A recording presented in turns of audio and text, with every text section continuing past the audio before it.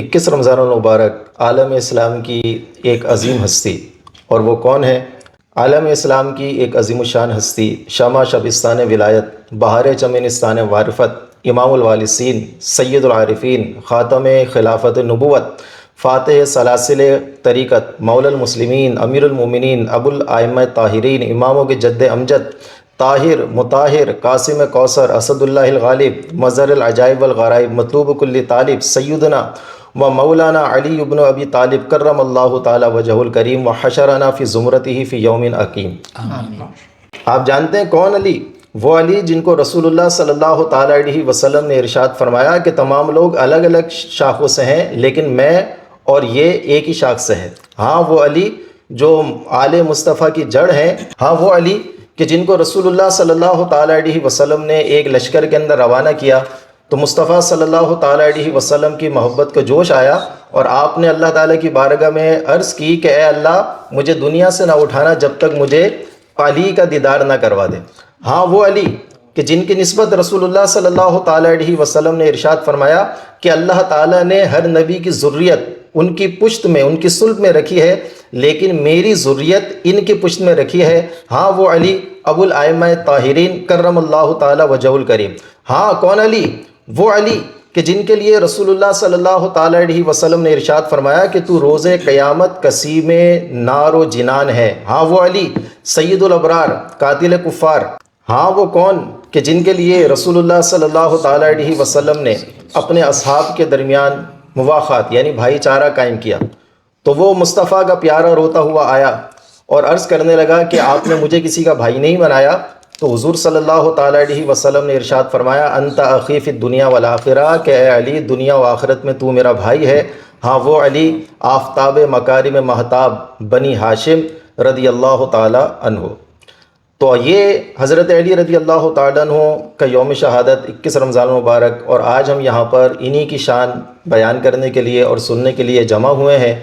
تو حضرت علی رضی اللہ تعالیٰ عنہ کا کچھ تعارف اور قرآن پاک میں جو آپ کے متعلق آیات نازل ہوئیں ان کے بارے میں کچھ سنیں گے۔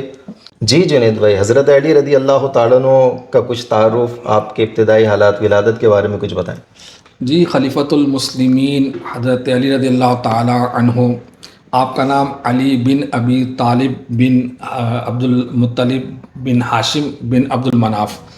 آپ کی والدہ محترمہ فاطمہ بنت اسد رضی اللہ تعالی عنہ نے آپ کا نام حیدر کرار رکھا۔ خود اس کے بارے میں مولا مشکل کشا نے ایک شعر پڑھا تو اس میں فرمایا کہ میں وہ ہوں کہ جس کی ماں نے جس کا نام حیدر رکھا۔ سبحان۔ اور آپ جو ہے حضور علیہ الصلوۃ والسلام کے داماد بھی ہیں اور چچا زاد بھائی بھی ہیں، اور آپ بچوں میں سب سے پہلے آپ نے اسلام قبول کیا۔ سبحان۔ آپ کی کنیت جو سب سے زیادہ مشہور ہے وہ ابو تراب اور ابو الحسن ہے۔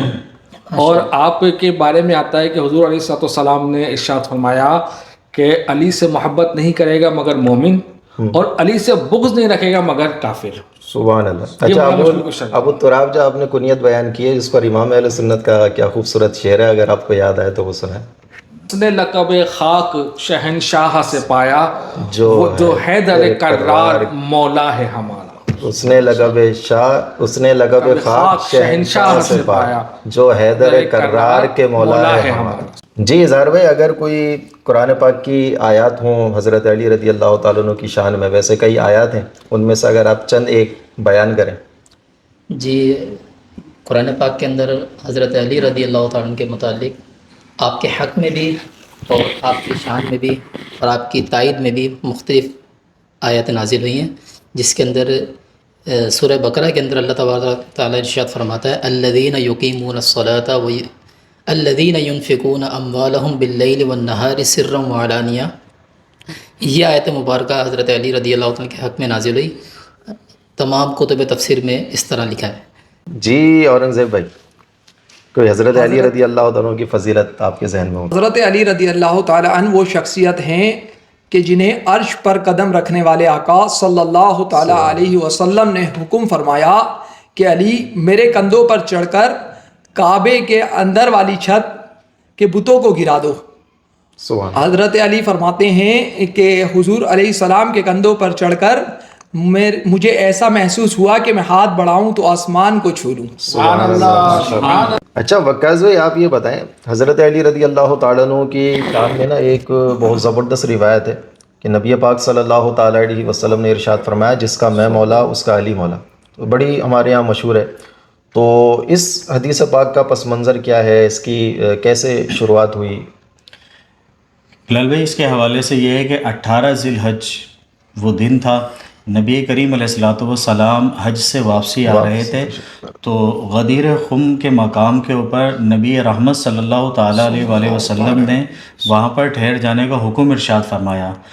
اور پیارے آقا علیہ الصلوۃ والسلام نے یہ ارشاد فرمایا کہ جو لوگ آگے نکل چکے ہیں ان کو بلا کے لایا جائے اور جو لوگ پیچھے رہ گئے ہیں ان کا انتظار کیا جائے. جب تمام کے تمام لوگ وہاں پر جمع ہو گئے تو نبی رحمت صلی اللہ تعالیٰ علیہ وآلہ وسلم نے ایک عظیم فضیلت کا بیان فرمایا جو کہ حضرت علی رضی اللہ تعالیٰ عنہ کے لیے تھی. نبی پاک علیہ الصلوۃ والسلام نے ارشاد فرمایا من کنت مولاہ فعلی مولا، سبحان اللہ. کہ جس کا میں مولا ہوں اس کے علی مولا ہیں. تو جب نبی پاک علیہ الصلوۃ والسلام کا یہ فرمان مبارک حضرت عمر فاروق رضی اللہ تعالیٰ عنہ نے سنا تو حضرت عمر فاروق رضی اللہ تعالیٰ عنہ نے فرمایا بخ بخ لک یا ابن ابی طالب، مبارک ہو اے ابن ابی طالب، اصبحت مولا و مولا کل مسلمین، آج آپ میرے بھی مولا ٹھہرے اور ہر مسلمان کے مولا ٹھہرے. سبحان اللہ.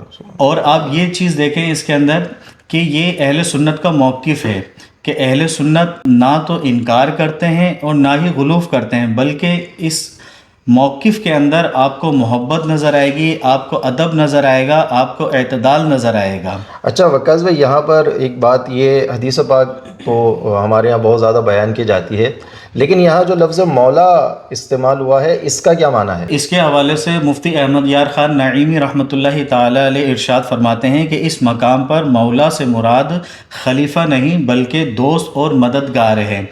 آپ صلی اللہ تعالیٰ علیہ وآلہ وسلم کے ارشاد کا مقصد یہ ہے کہ جس کا میں مددگار ہوں علی بھی اس کے مددگار ہیں. اور اس روایت کے اندر جو مولا لفظ ہے اور اس کا معنی جو دوست ہے، اس لفظ دوست کی تائید خود اس روایت سے ہی ہوتی ہے کہ اس روایت میں ہے کہ اللہم والی من والاہ وعادی من عاداہ، اے اللہ تو اسے دوست رکھ جو علی کو دوست رکھے اور تو اس سے عداوت رکھ جو علی سے عداوت رکھے. بات بالکل واضح ہو گئی کہ ولایت کے مقابلے میں عداوت لے کر آئے، یعنی تو اب عداوت کا مطلب دشمنی سب کو معلوم ہے، تو ظاہر سی بات ہے اس کے مقابلے میں جو لفظ ولایت استعمال ہو رہا ہے تو اس سے مراد دوستی ہونی چاہیے، ورنہ خلافت والے معنی تو یہاں پر درست آ ہی نہیں سکتے.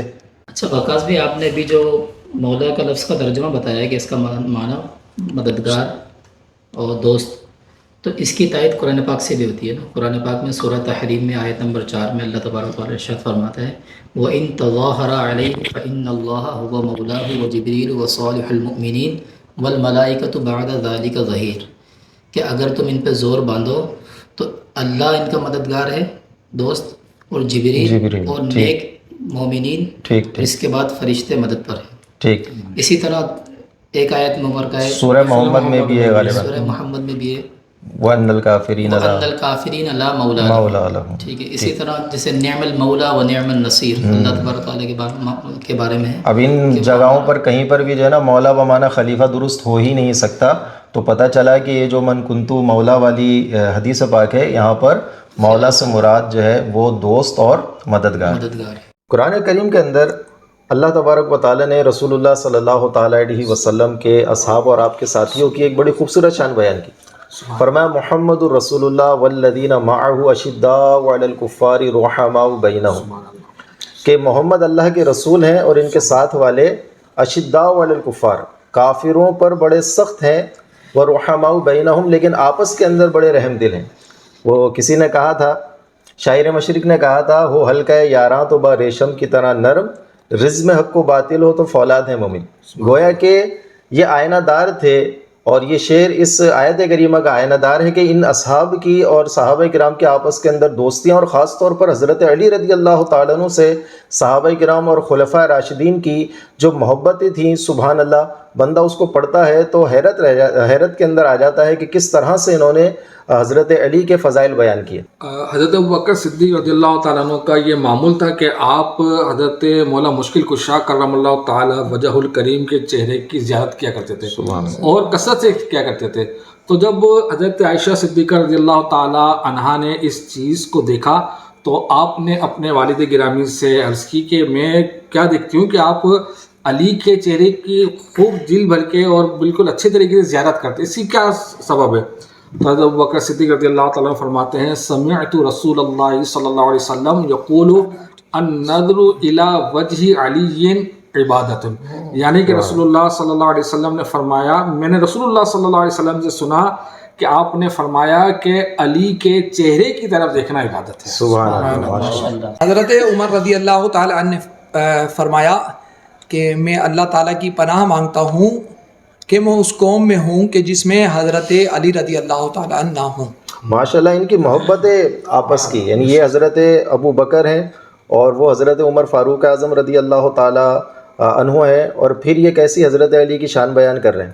اچھا، حضرت علی نے بھی ان کی بڑی شان بیان کی ہے، بلکہ ایک بہت خوبصورت حدیث پاک نبی پاک صلی اللہ تعالیٰ علیہ وسلم نے حضرت علی کو فرمایا کہ علی یہ ابو بکر اور عمر یہ جنت کے سردار ہیں، ٹھیک؟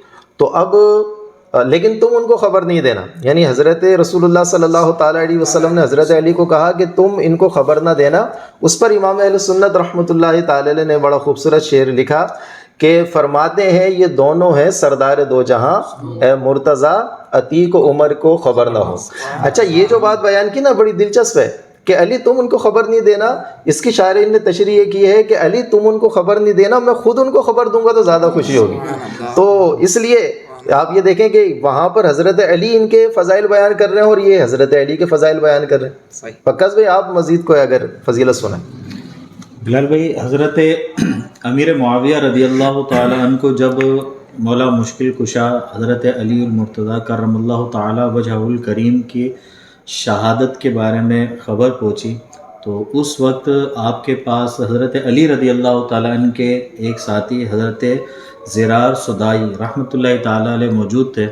تو حضرت امیر معاویہ رضی اللہ تعالیٰ عنہ نے ان سے فرمایا کہ مجھے حضرت علی کے جو ہے وہ تعریف بیان کرو، حضرت علی کی شان بیان کرو۔ یہ حضرت امیر معاویہ رضی اللہ تعالیٰ عنہ کہہ رہے ہیں۔ جی، پھر حضرت امیر معاویہ رضی اللہ تعالیٰ عنہ کے سامنے حضرت زرار صدائی رحمۃ اللہ تعالیٰ علیہ نے حضرت علی رضی اللہ تعالیٰ عنہ کی شان میں کچھ اس طرح سے کہا کہ اللہ کی قسم علی ابن ابی طالب رضی اللہ تعالیٰ عنہ معاملے کی انتہا کو پہنچنے والے تھے، مضبوط قوی دکھتے تھے، آپ فیصلہ کن بات کہتے تھے اور انصاف کے ساتھ حکم کرتے تھے، ان کے جوانب سے علم کے چشمے پھوٹتے تھے اور ان کے اطراف سے حکمت و دانائی کی باتیں صادر ہوتی تھیں، دنیا اور اس کی تازگی سے وحشت پکڑتے تھے۔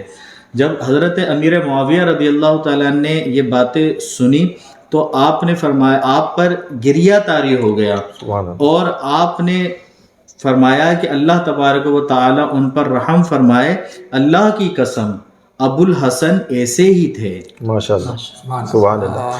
ناظرین، یہ بڑی اہم چیز ہے۔ حضرت امیر معاویہ رضی اللہ تعالیٰ عنہ باقاعدہ حضرت علی المرتضیٰ شیر خدا کرم اللہ تعالیٰ وجہ الکریم کے فضائل سن رہے ہیں۔ دیکھیں، یہ ایک تاریخی حقیقت ہے کہ حضرت علی اور حضرت امیر معاویہ رضی اللہ تعالیٰ عنہ کی جنگ بھی ہوئی، لیکن جنگ ہونے کے باوجود بھی یہ حضرت علی کے فضائل سن رہے ہیں، جو اس بات کی طرف اشارہ کر رہا ہے کہ یہ جنگ کوئی ان کی ذاتیات کی وجہ سے نہیں تھی، یہ جنگ کوئی ان کی دنیاوی اغراض کی وجہ سے نہیں تھی، بلکہ دونوں حضرات کا اور دونوں طرف صحابہ کرام تھے، ان سب کا جو مطمع نظر تھا اور پیش نظر چیز تھی وہ دین کی سربلندی تھی۔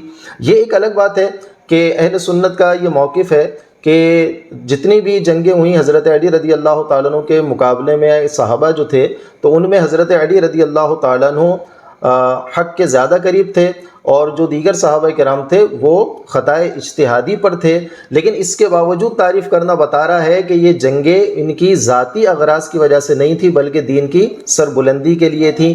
یہی ہم اہل سنت و جماعت کا موقف ہے۔ اور آپ یہ دیکھیں، میں امام اہل سنت اعلیٰ حضرت رحمۃ اللہ تعالی علیہ کے ایک شعر کے اوپر اپنے ساری کی ساری گفتگو کو ختم کروں گا کہ امام اہل سنت نے خلفائے راشدین، حسنین کریمین، حضرت فاطمہ الزہرا رضی اللہ تعالی عنہا اور خود رسول اللہ صلی اللہ تعالی علیہ وسلم کا تذکرہ کتنے خوبصورت انداز میں کیا.